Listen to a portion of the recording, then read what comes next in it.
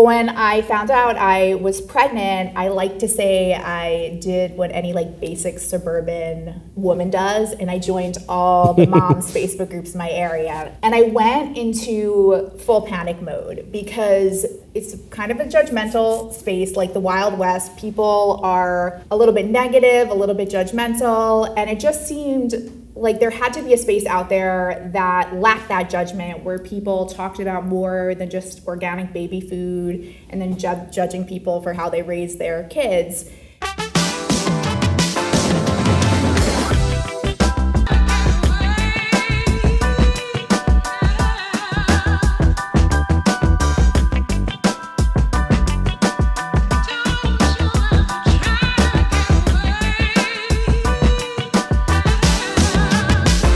Hi, my name's Jason Makstein, and I'm here with Jenna Levine Liu, founder of Sixx Cool Moms. Sixx Cool Moms started as a local moms group and has grown into a national social network with fun moms, chapters across the country, event sponsorships, business networking, and a growing community built around honesty, friendship, and support. Jenna, thanks for joining us today. Thank you so much for having me. No problem. So for anyone who's not familiar with Sixx Cool Moms, can you describe what it is today? Sure. So Sixx Cool Moms is a national network of social groups for moms. I founded it here in Montgomery County in 2020, and we have grown into 24 chapters in 7 states and about 105,000 members amongst all of those chapters. Wow. How it operates is we're these local geographically targeted ecosystems of moms. So each chapter has a local area. So Sixx Cool Moms of Montgomery County, Sixx Cool Moms of Northern Virginia, Washington, D.C., Central New Jersey. And what we like to say we're doing is building the modern village. So we all know it takes a village to raise a child, but modern moms are really lacking their tribe. It's a pretty isolating experience these days. So we're building that modern village, and we're doing that by connecting moms across the country through these local communities. So social media is really a big part of that, but the goal is for the in-person interaction. So throughout these local communities, there's a lot of in-person events, but there's resources, there's content that they can connect to, engage with each other on, and it's a really great way for us to help local businesses connect with this really niche group of people, which is moms mostly aged 35 to 55, where they live and where they're paying attention. Very cool, and I like that there's a lot of overlap with our demographics too. The 35 to 55 crowd. Yes. That's my key demographic too. Yeah, so. Great.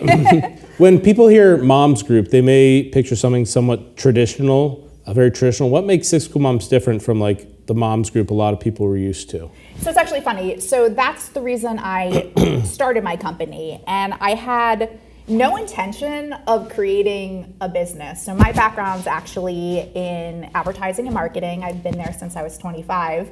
Before I left Sixx Cool Moms, I was doing political advertising. So I worked for a local station in Washington, D.C. I handled all the candidate and advocacy media that came through the station, and I loved it. It was a great job. I had no intention of leaving it.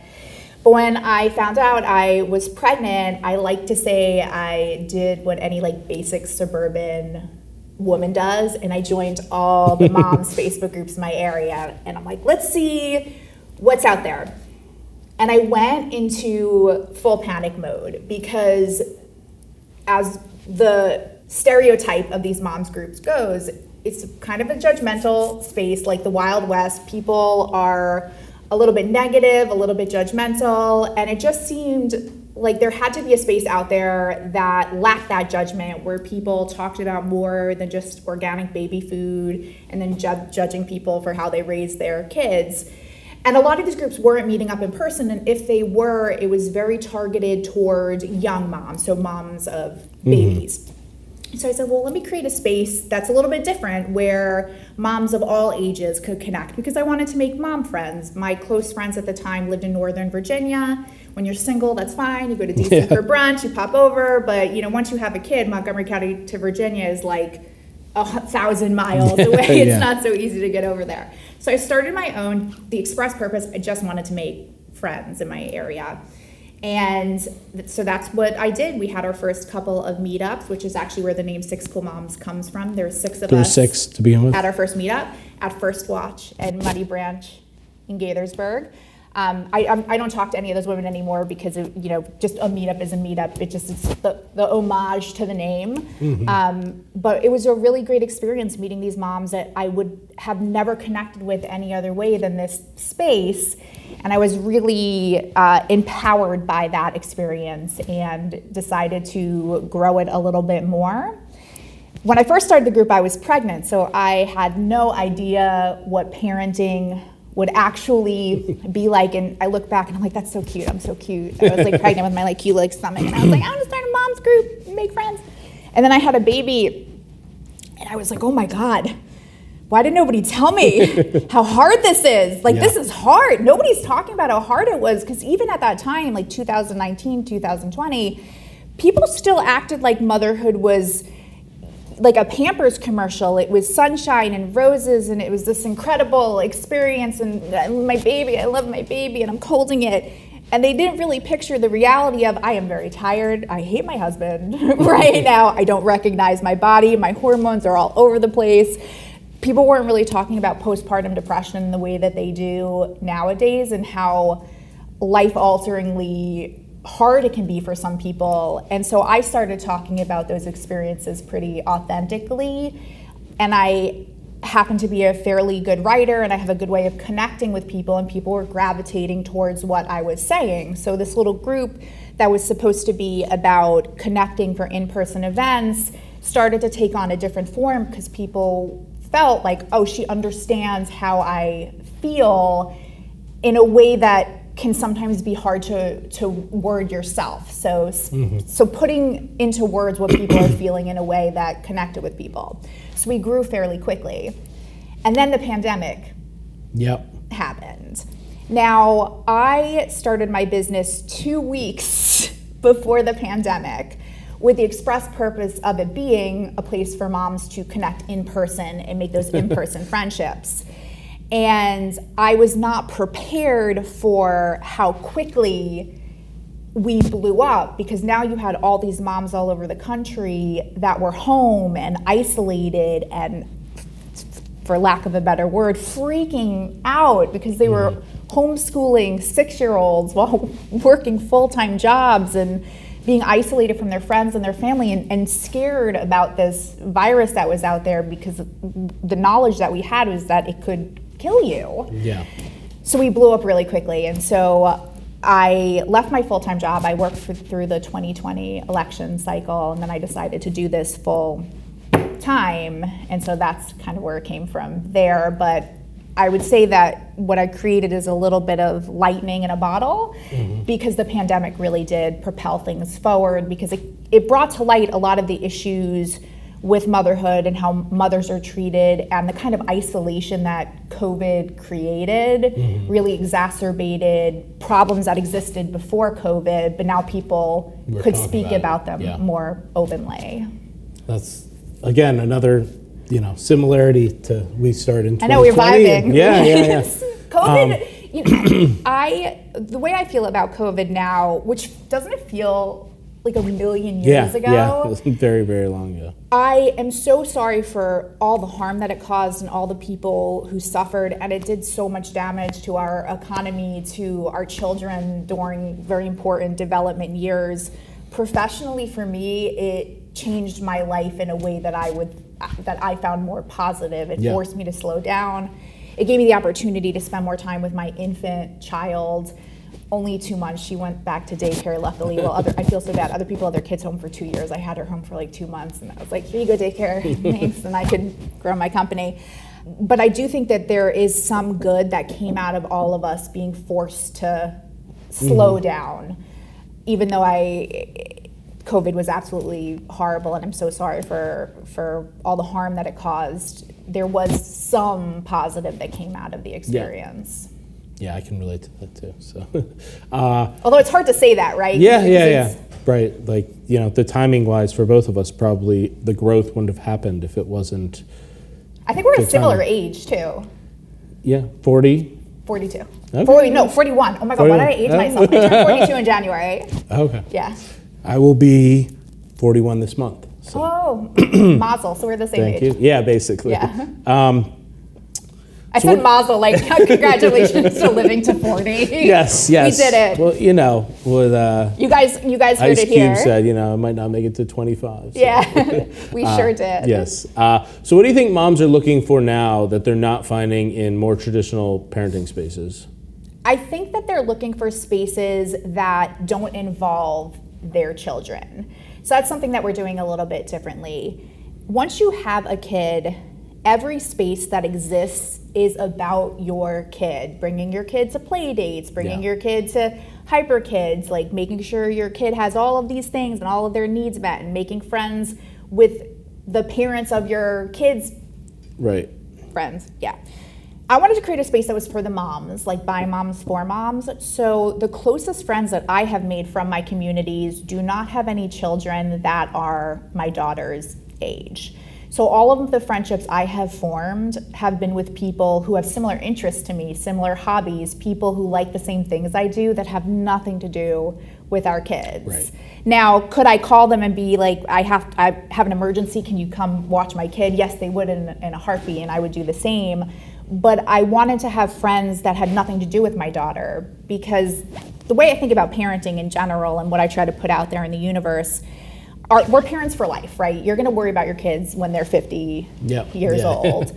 But the time you have to raise them is finite, right? You have this limited period of time where hopefully you raise them right, they leave your home, they go to college, or they go to trade school, or they start their own business, they do whatever, and they leave your house and they start their own lives. If you don't build something of your own in the time that you're raising those kids, when they leave your house, you're going to be left with this giant hole where a life should have been. And if all of your friendships involved your kids' sports and activities and the parents of those, sometimes those relationships stay, but I've heard in a lot of instances from people that those friendships disappear. You don't hear, cheer ends, football ends. You're not friends with those people anymore. So you have to have friends that are outside of your kids' orbit so that when they leave, you have the support system that doesn't involve solely your children, and you have to start from scratch in your 50s at that point. So I'm trying to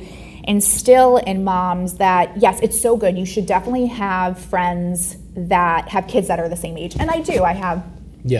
I love some of Poppy's friends at school. I love their moms. I'm like so grateful that she's friends with like kids whose parents are cool, and I love them. But I also know outside of that, if we change schools, some of those relationships might not extend. So it's also important for me to have friends that are just mine. Yeah. Especially too, like you never know. Sometimes these kids, like they get older and then, they tiff, and then it's like awkward for you to be. And it's crazy to even feel that way, but people are going to people. So I always found it really important that you have to have a separate life. So a lot of our events, I do a couple of large scale things that are for families, because we are a mom's community. So I did that Eat, Play, Vibe festival where I wanted families to come in and I wanted to involve the kids. And I try to do a couple of those large scale family friendly events. But our sort of day-to-day events are more, here's something that you can do as a mom to fill your cup. I do a lot of nervous system stuff because we're all frazzled and going crazy. Dads don't get a lot of that. I feel like the dad community needs a little bit of that connection too. Yeah. There's not as much of that need explored, but it is a need. Yeah. But I like to do a lot of nervous system stuff. So once a week we do a monthly nervous system reset, which is yoga and breath work. And we have an acupuncturist come in and do pinpointing, storing shavasana. And then it's like socializing after that. So like come, unwind, take a deep breath from the world around you. But then we do fun things, like we have a monthly movie club, so we go see movies together. We went to a heated rivalry rave. I didn't throw that one, it was at the Fillmore, but we went as a group. There was 20-something of us, just dancing and having fun as people outside of our kids. That's great, because I can relate as a dad. There's a lot of need for that to be yourself, right? And I try to emphasize that in my relationship with my wife, and she's like, I feel bad about going and doing this. I'm like, no, you need your time, I need my time, and we need our time, right? Like those are the three things besides just kids' time. Well, so actually, that's my question for you. So as like a dad, as a man, how do you make those friendships that fill your cup? Because there are spaces that exist where moms can do this, but I feel like there's not as many for dads. So how are dads finding that community and that connection these days? Because I feel like men are isolated in a way that isn't discussed particularly often, and it's just as bad and just as damaging. Yeah, I mean, and that's, all the groups are like, mom's group, dads can come, or mom's group, dads can't come, or, So for me, the big thing has been, hockey. I play street hockey, ball hockey for 12, 13, 14 years. That's cool. And I play every week. Some people play 2-3 times a week. When I had kids, I went down to 1. But, this is like my community, my friends, we rib each other, and I'm all, I go there and I know 100 people. That's great. But it's one of those things also where it's like, if I stopped playing hockey, I wouldn't talk to any of those people. I mean, I'd talk to some of them, but it wouldn't be the same connection. Yeah.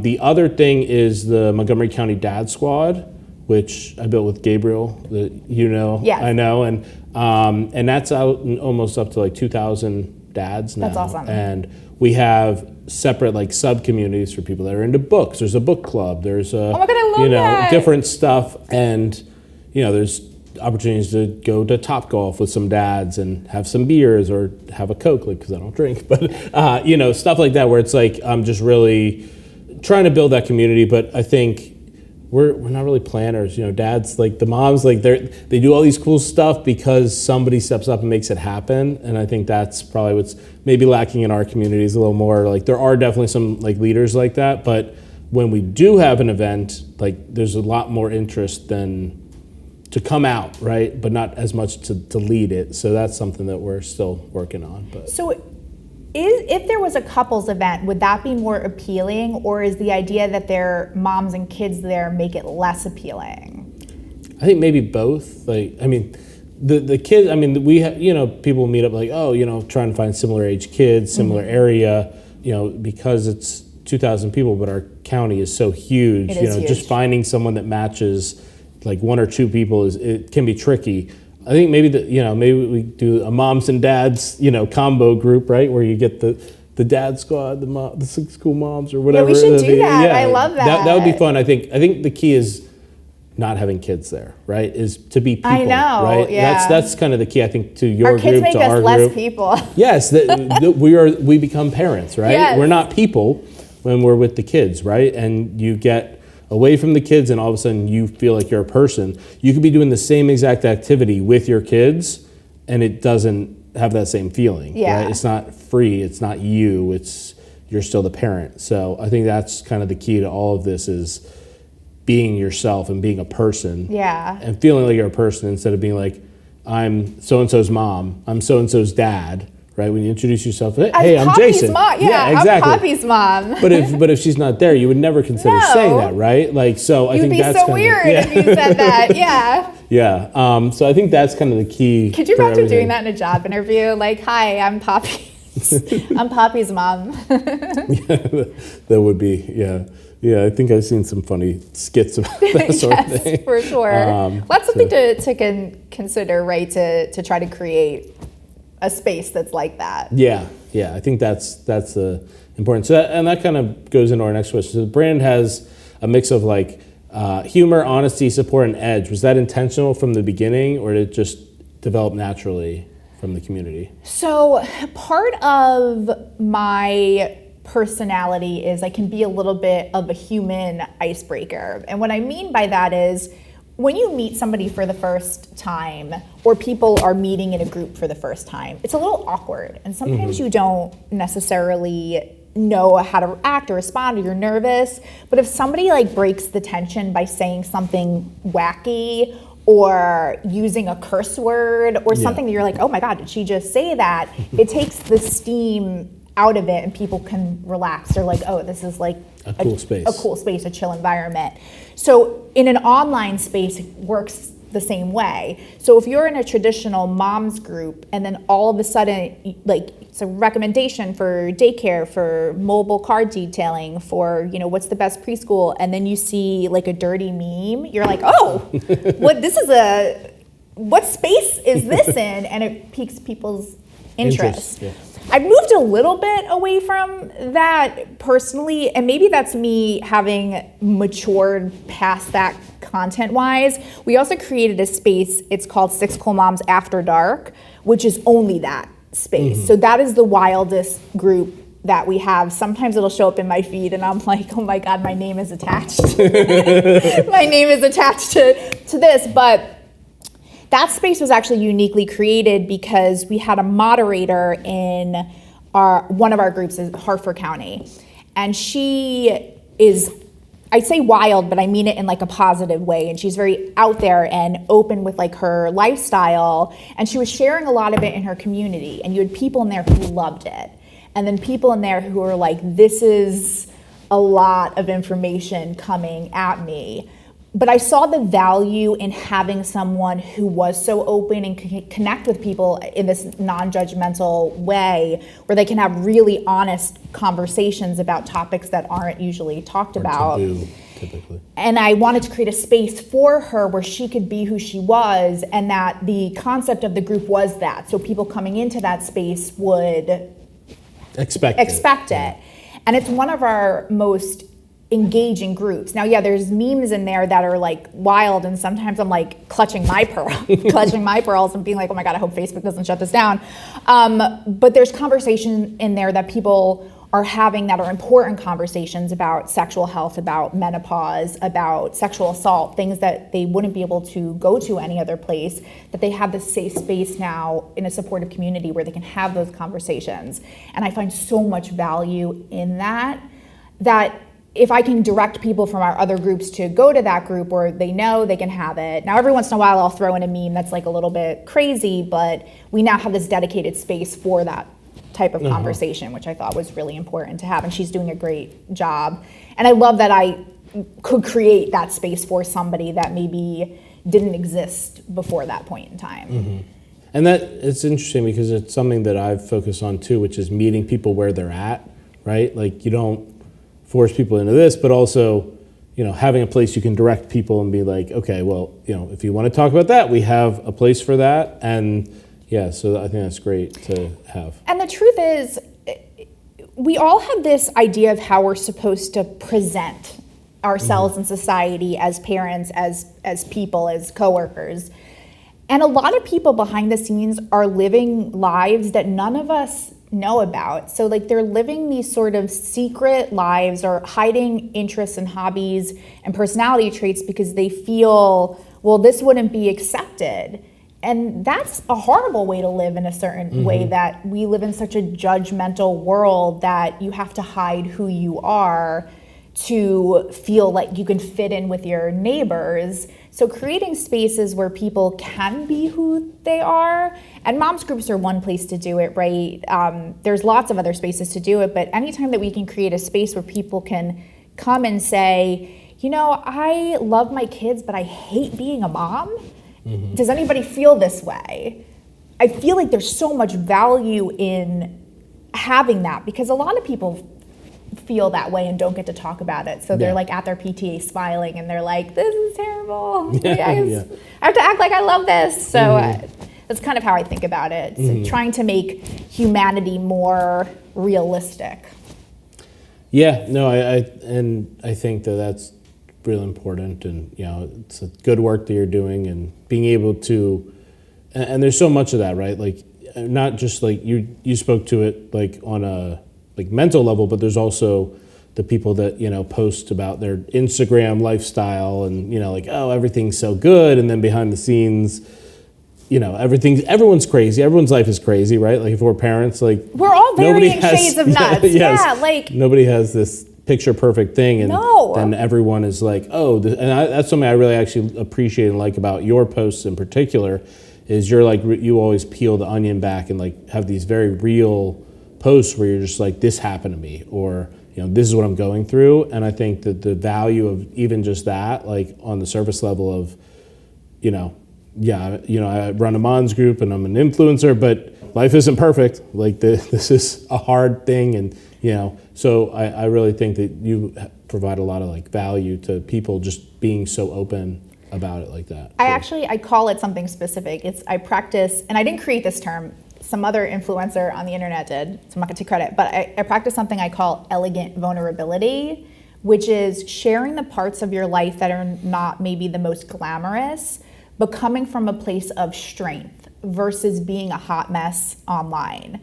So if I come at a topic and I say, this is something that I have struggled with, and here is how I overcame it, or here is what I've learned from this experience, it's relatable and people feel like they could connect with it, versus if I went online and I'm like, I had this fight with my husband, and I don't really fight, I don't talk about my life with my husband that much because he deserves his privacy. But I would never go online and be like, I had this fight with my husband and he sucks so much and because then you look like a hot mess, and you may get engagement and people might react to it, but you don't build any sort of trust with your audience, because now you're looking like you're airing all your dirty laundry versus saying, here's something I struggled with, which is relatable to a lot of people, and here is how I overcame this obstacle, or what I learned from this obstacle, which is what I call elegant vulnerability. And that is relatable, it's authentic, and it builds trust in your audience versus just airing all your stuff online, which is so entertaining when people do it. I'm like,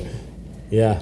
Like you've definitely seen it where like people are like, they're fighting with their ex-husbands online, and you're like reading it and you're like eating your popcorn and you're like, I should not be reading this, but you're putting it all out there, and then it makes you look like unstable, a mess, hot mess, a hot mess online. Yes. So there's an art form to the authentic part of expressing things about my life. Mm-hmm. So it's intentional. And it also seems like you've really taken a lot of your past experience to build that, right? Like the professionalism, the communication aspects, where you're able to communicate that well.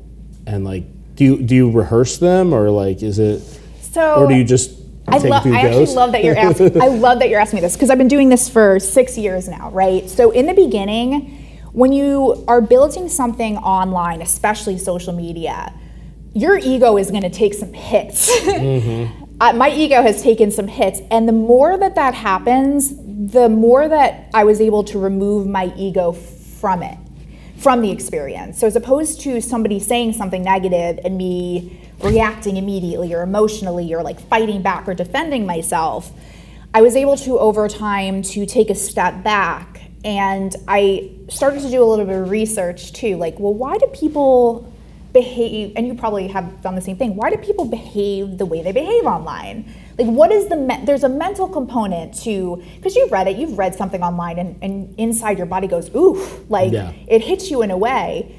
It's like a physical reaction. So what is that physical reaction, and why does somebody like you and I are able to scroll past a post and not comment versus other people who like fight with strangers on the internet and say the most like vile, hateful things in like comment sections? I would never do that, but I wanted to know why people do that. And I came to the conclusion, and I tell people this all the time, I teach my team this, all of us are walking around with this like filter over our heads. And that filter is built from our personal experiences. Everything that we have lived through, experienced, seen, read, felt, all of it's right there. Mm-hmm. So every interaction we have is then filtered through that lens. Now we could have a conversation, or somebody could have a conversation with us, and it means nothing to me. I'm like, I have no personal experience with this question that they asked me. I have no hangups, no whatever.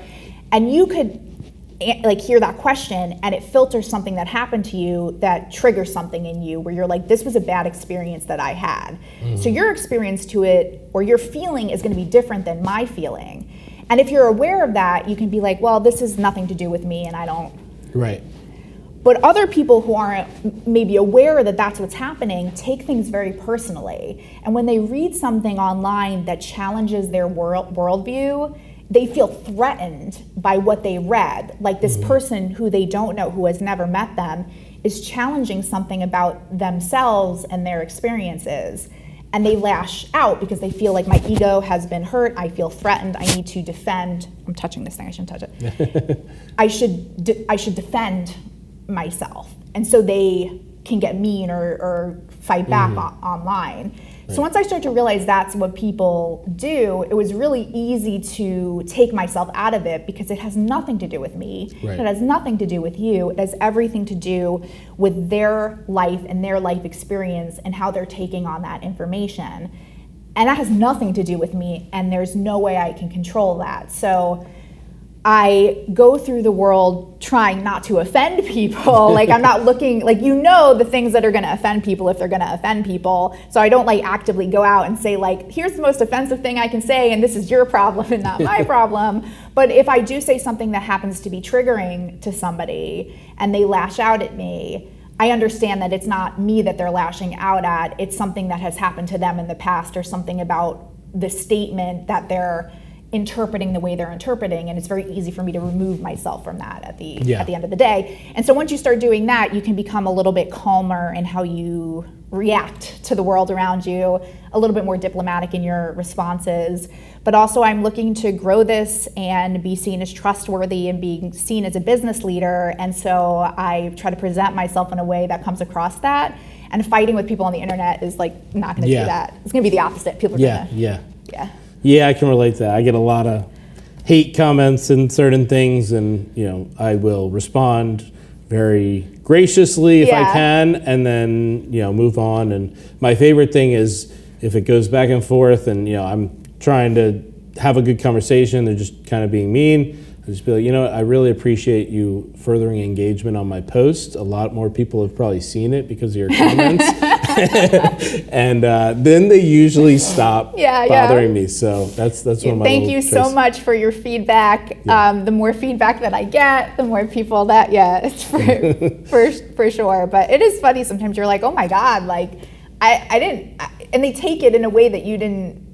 You're not putting out there, but you have to sort of be diplomatic in how you respond to it. Unlike you, where you're a news source, though, if somebody is on my personal page and they're really angry at me, I just delete their comments because it's my space. So within the group, it's a little bit different. But I have different standards depending on which group I'm in, which page I'm on, whether it's mine, whether it's that. It's wild, though. It's wild out here on the internet streets. It is. For sure. And then, so you start with one local group, and there are now chapters across the country. What's the hardest part about scaling something that has depends so much on local personality and like in-person events and stuff like that? Sure. So I actually, when I first started talking about, I missed what led to the idea of the company creation. So with these local online communities, they are wonderful for local businesses to reach moms or local community members, but no group lets people promote. They really don't. It's kind of seen as a dirty thing, even in comments. Like, people are very much against like self-promotion. They don't want it, and it kills group engagement if every post is somebody selling something in the feed and it doesn't get good engagement. But I had so many people wanting to promote, and I had this background in marketing and advertising that I thought, well, how can I do this differently while creating a good environment and a good community while also helping these local businesses? So at first, locally, I did something called like Moms in Business Monday, and I did it for free for a while, and it was really fun, and I enjoyed it, but it got time consuming, so I charged a little bit, and people paid, and I charged a little bit more, and they still paid, and I had this light bulb moment where I was like, well, one group is one thing. If I had a network of these groups, maybe I can do national sponsorships, and I feel like I can turn this into something profitable while still also adding value to the community in a larger way. So I reached out to friends I had in a couple of different markets. There were 5 markets who had similar personalities to me. So I looked for somebody that had an online presence that was engaging, that was entertaining.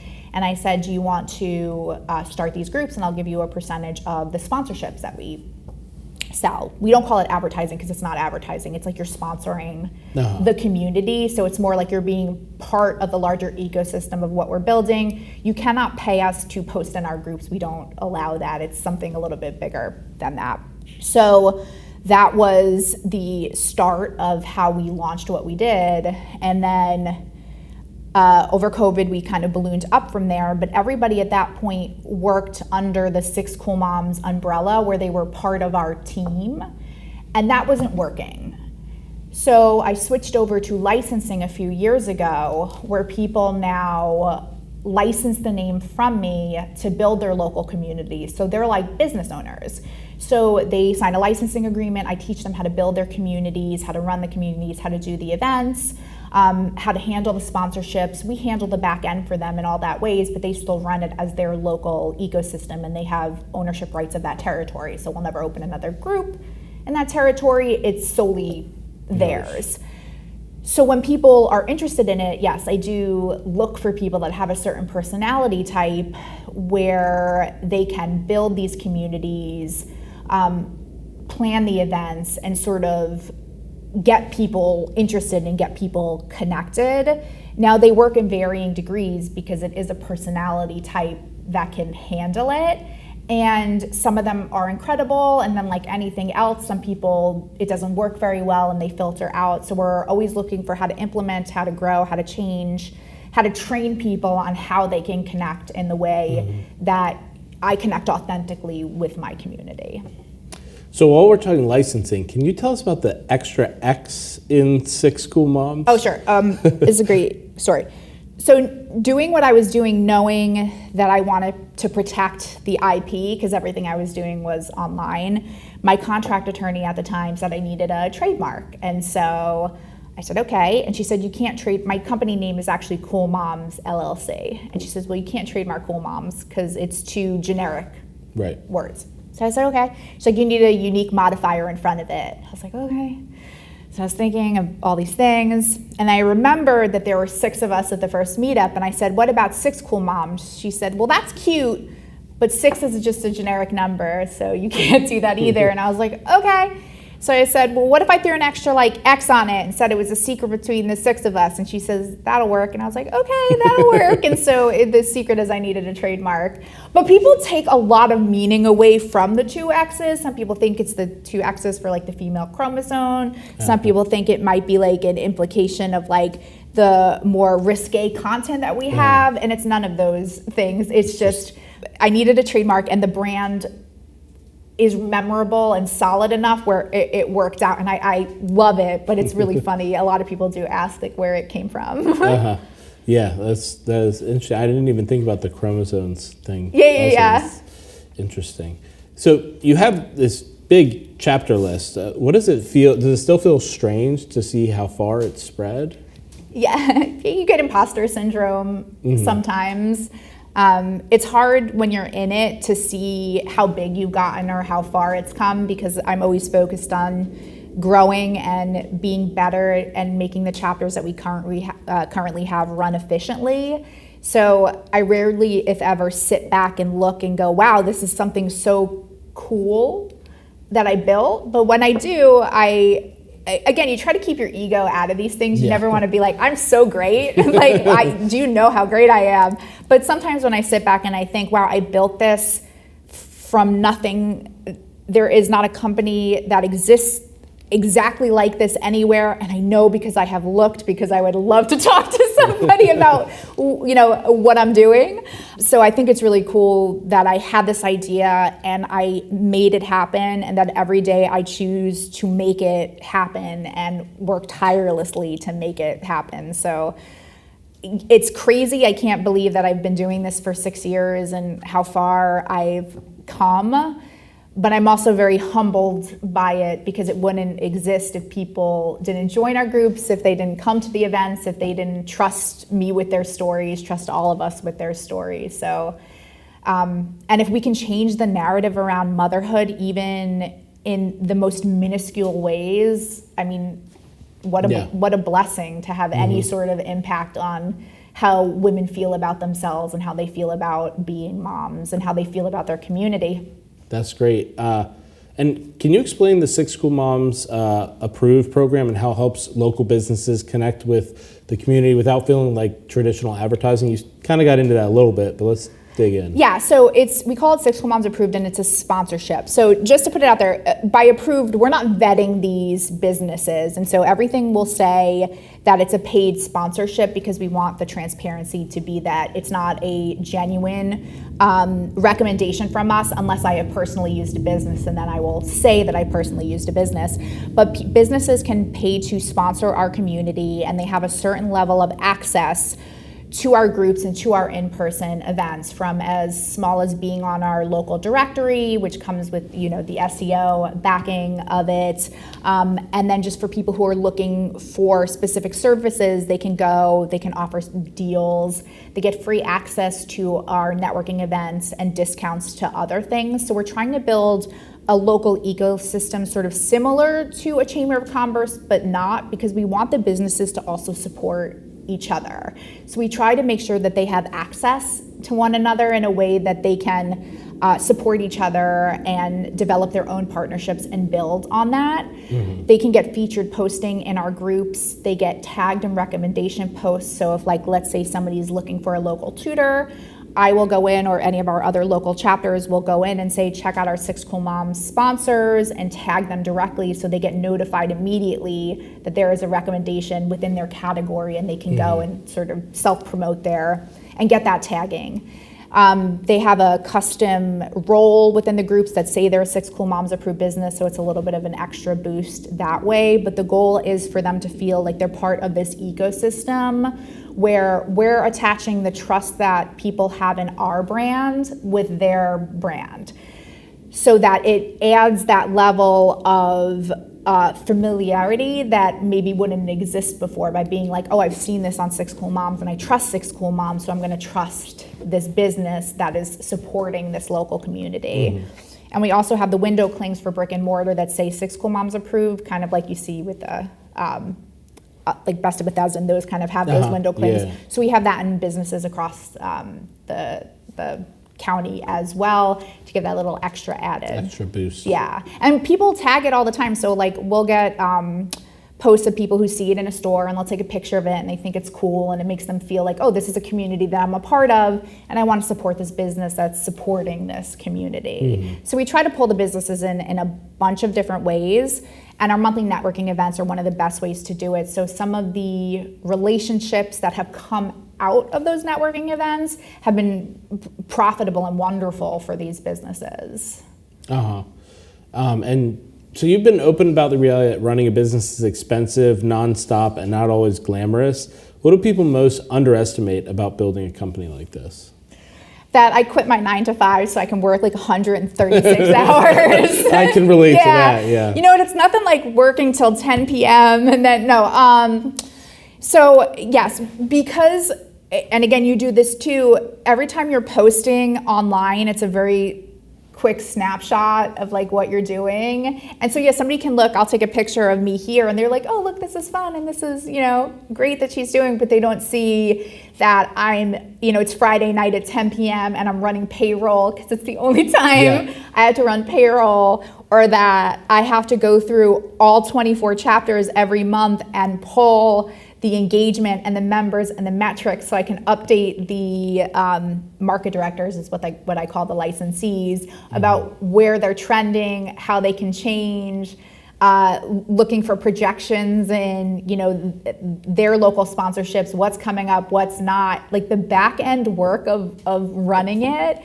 is so much more work than it looks on the front end, but it's boring content, so you don't share it. And like you, you have a team that helps you, I think, as well, right? Not really. No, it's just you. So I have some people that help me, but yeah. So I have one person. She is actually coming on full time next month. She's our systems person, so she's rebuilding our website. She handles our back end CRM. All of that is hours and hours and hours of work. We have thousands of leads. We have a 20,000 member email list. We have 370 businesses across the country. All of that back end work is work to manage, to make sure everyone is getting the posts that they have subscribed to, making sure that the directory is up to date, that people's links are clickable, that everything is working. that our sponsors are happy, that they're engaged in the communities, that they're up to date, that our marketing event list is constantly being built so people know of the events, because being subject to the algorithm is people miss things. So all of that is so much more work than people think that it is on the back end versus just posting, which is the easy part. That's the part I like. I'm good at that part. All the other business stuff, like while I'm good at it now, in the beginning I'm like, oh my God, like why is there so much math? There's so much math in running a business. Yeah, really there's a lot of math. I was told there would be no math. No, I'm kidding. There's the running payroll though. Sometimes I'm just like, God, I hate this so much. Yeah, I guess that's the one benefit to running it mostly yourself is don't have to worry about that. Yeah, I mean, I have a wonderful bookkeeper, but it's like pulling hundreds of orders every month and then separating them by whose order is attached to who, and then sending it out and then fixing updates. It's just like the payroll's the part that I dislike the most. Maybe we can talk. Maybe we can help you with some AI tools. Yes, AI would be great. Please, I don't want to do it anymore. So you talked about this a little bit, but you live a lot of the brand publicly online. How do you protect your own boundaries and like your family's boundaries while still being the face of the community? Sure. So this is a really good question. I'm very intentional about what I put out there about my life. I don't put everything out there. As I said earlier, if I talk about anything with my husband, he has said it's okay before I post it. So I don't talk about, not that we have a pretty chill marriage, but like if we ever had a fight, I would never go and like, I just had a fight my husband about this thing. I would never do that because it's disrespectful to him, in my opinion. Same thing with my daughter. Like a lot of the things come from this humorous perspective, or I feel like it could help people, but I'm still trying to respect the boundaries because I can choose to live publicly. They're not necessarily making that choice. So I really do try to be very particular in what I put out there. The same thing with my daughter, she's 6. I don't want her to have a camera in her face constantly. So I'll ask her, can I take a picture of you? If she says no, I will not take that picture.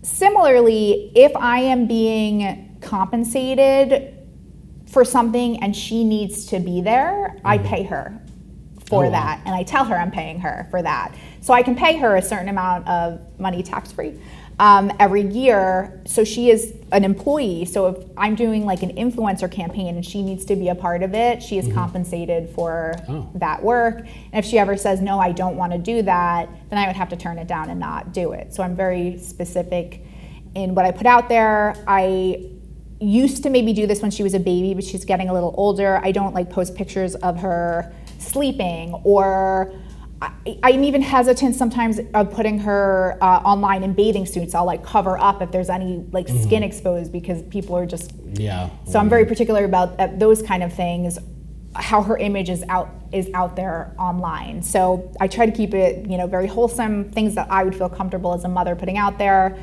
My husband is sometimes very game for content, so when he wants to do it, and he's very funny, I find him very funny. So anytime he says yes, I'm like, yes, it's awesome. Like he'll let me do it. But sometimes he'll say, no, I know that was funny, but it's embarrassing and I don't want it. And so I don't. So I try to be very mindful of what I put out there of them. And even for myself, I always think, do I have to share this? Or is this something I just want to keep to myself? And then I keep it to myself if I don't feel like I'm allowed to have my privacy whenever I can too. There's just certain things I feel less attached to than others, if that makes That makes sense. You have no idea how many videos are on my phone that I took and then I just never even posted. And there was one a few days ago. I think I did 6 or 7 takes to get it just right, and then I just didn't even post it. And you're like, oh! I didn't really care that much, and now I'm referencing a specific day, so it would look weird if I posted it today. But I'm like, I had a good hook. Why don't I keep that hook for the future? You can always repurpose that hook at another point in time. But also people will come up to us in public and like say hi. And my husband is always really cool about that. He could not be, but he knows. I'm like, please be nice to people and say hi to you. So people say hi to him in the grocery store, and he's like, hi, I'm Christian. He's really cool about that, and we appreciate it. It's nice that people feel like they want to say hi if they see us in public. But with that kind of public persona, I don't tell people where she goes to school. I try to keep that a little bit private. I don't want people to know sort of where she is. But those are all like kind of the little things. But I really try to keep it like we're humorous and fun without sharing really personal details about their lives, because it's not my life. Yeah. That makes I sense. think it's great. It's really cool about how you pay her. So does she have like an account set aside that's like for the future, or is she allowed to? No, she's 6 get years into old. it? Yeah, is she allowed to go and buy ice cream? No. Okay, that's what I was wondering. I think that's what I do with my kids, right? You've earned your ice cream. Yeah. No, we still pay for all the stuff. Yeah. She has a piggy bank. No, so it's like I put that aside for her so that she can have it when she's a little bit older, and it makes me feel like good that I can do that for her. But again, if there ever comes a time where she says, I don't want to do this, well, then she doesn't have to do that. Yeah. And so keeping the trauma low. Yeah. So that brings us into the next question. So when your daughter's older and looks back at what you built, what do you hope she understands about it? Oof, that's a good question. You know, I want her, I brought her here today so she can I like her to see. I made a new friend. Yes. She's very sweet. Immediately said she was bored, and she's out in the hallway playing her Nintendo Switch. But I like her to see what I do. When she comes to events with me, she thinks I do events. I think that's what she thinks that I do for a living. I want her to see that I built something that's real, that's mine, that there are job opportunities out there that aren't maybe traditional, that she can do anything that she puts her mind to. So I want her to see me in that light. At the same time, she does miss me sometimes because I do go to events, and I try to set my schedule where I'm not gone more than 2 nights during the week, but sometimes it's 3, and when I leave, she doesn't like it. And so I always get a little bit concerned, is she gonna look back and be like my mom? That's just like the fear, that's millennial fear and trauma, that she's gonna be like, my mom was too busy. So I try to overcompensate by doing things that are just for us. So we like to go to the nature trails that are around Moco, and we'll climb rocks in the creek and look for bugs. And so I try to give her a lot of one-on-one alone time to compensate for the times that I can't be there. But I hope that she'll look back and see that part of the reason I'm doing this is for her, right? So that there's this legacy that exists, that my mom did something brave and she did something cool, and she wasn't like regular mom, she was a cool mom, right? So we'll see. She's 6. She could hate me at 14. We can revisit that, but I hope she's proud of me. My mom's proud of me. Yeah, I'm proud of you. Oh, thank you. I'm proud of you too. Thank you. And I can definitely relate and I try to do a lot of the work that I do after the kids are asleep, but I'm also aware how many times a week I'm out, and how much of the hours that they're around and I'm around, right? There's not, because they're at school most of the day, I'm working my 9 to 5, and then, so I try to just be aware of okay, well, I'm tapped out for the week. I have, 3 events now that are during daytime that potentially with the them. daytime are easy. Yeah, well, not, I mean or weekend daytime, right? Like this right now. Yeah. Or tomorrow I have another daytime thing, and I was like, all right, well, I have now 3 things, and I'm gonna cap it at that. And even if people keep asking, it's political season, so there's unlimited number of events I could go to. So there's a way you gotta kind of prioritize and figure that out. But the hard part too about that is that while we're busy navigating, okay, well, I need to be home with my kids this amount of time, and I need to spend time with my spouse, and then I have my job, and I still have to do my laundry, and I have to go to this doctor's appointment, I have to exercise, and I have to, at some point you're like, I don't have any time to do anything I want to do for me. And while the events are fun, and I love going, and I'm sure you love going too, and you get energized by being around people, it's very different going to an event that you're working or hosting versus I want to go to this book club, or I want to do this thing where it's just for me and I don't have to be on all of the time. And so people like us, you're on all of the time and trying to be everything to everyone, and you do. It gets I'm sure you'll go through burnout cycles. Yeah, and there's no break, right? No. Like you get home, you just finish doing all the stuff, and then how many messages do you have, and how many comments do you have to react to? And it's just never, people be like, oh, like, I'm sorry I'm keeping you waiting. It's like, it's fine, I'm working. I know. I got stuff to do on my phone. If I have my phone, there's stuff to do. And but I do also go through burnout stages where, I'll work super hard for like 2 weeks, and I'm like, I just need people ask me what my hobby is, and my hobby is working. But then, I do be like, all right, you know what? 2 weeks, I haven't really had a break night. I'm just going to go find some TV show or movie and just watch and just like disconnect. And I think that's really important too, to do something, even if it's not even something like you really want to do, it's like you need to do it. You need to just not do this. TV is my hobby, though. Actually, my therapist did ask me, because we're all in therapy, she was like, what do you do for fun? I was like, I like to disassociate in front of the TV. And that's what I do to decompress. But I love TV and the movies, so I like to say TV was my babysitter. So that's what I do for chill time. But you have 3 kids. I only have the one, so you're at a different... They still all go to sleep. Yeah, they do. So, and we're very particular about is making sure they have a specific schedule so that we can, I don't know how people do it when they just do it whenever. It's like, well, when do you get your time? I know. Especially so. And you do need your time. But I don't know if you feel this way too, but I'm trying to be better about leaving my phone in another room when I go to sleep, because if I'm on my phone too close to bedtime, it actually makes me sick physically. Being on social media as much as I have to be on social media, I get physically ill from it. It does something physiologically to us being on like that I need to have it away from me and let my brain shut down at night, or I can't shut down. My cortisol stays too high and I have panic attacks at night. Oh wow. So yeah, I do something similar where I just stop doing the online stuff, and then I listen to my book on tape. Yeah. Stuff like that, where it's like your book on tape. Book on tape. I have it on. I have the your phone. audiobook. Yes, audiobook. Oh yeah. I still call it book on tape. Yeah, I'm a big audiobook listener. Audible. Yeah. I've been 2014, 12 years on Audible. Wow. So, you don't even want to know how much between everyone in my family that's all on my account. Don't tell Audible, but our watch time is multiple months. Oh my God. Listen time. What are you listening to right now? My favorite series is called The Wandering Inn.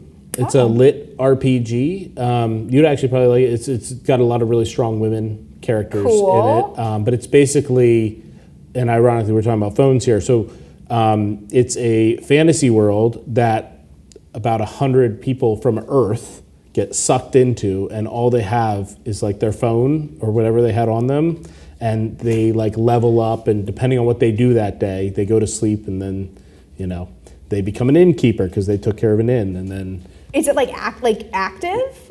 No, yeah, it's they're in this world for real. But you're not participating; you're just listening. Yes, that's really cool.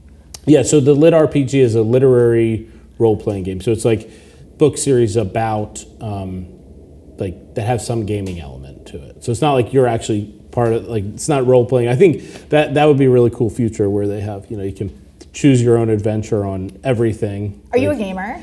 I used to be. Now not really so much, but you don't have time, yeah. Yeah, but my gaming is the rest of this stuff. Yeah, so, that's my husband's downtime. He's a video game person. He's getting back into a monthly D&D game, and I love that for him.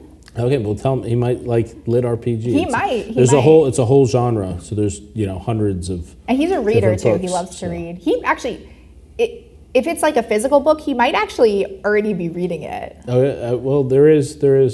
It's the series I'm listening to is I'm on book 19, and they're all 45-hour listens. So they're big books. Oh my God, that's an investment. And they come out with like 1 to 2 a year. So it's just like you're just in it. Yeah, I just keep getting more. So awesome.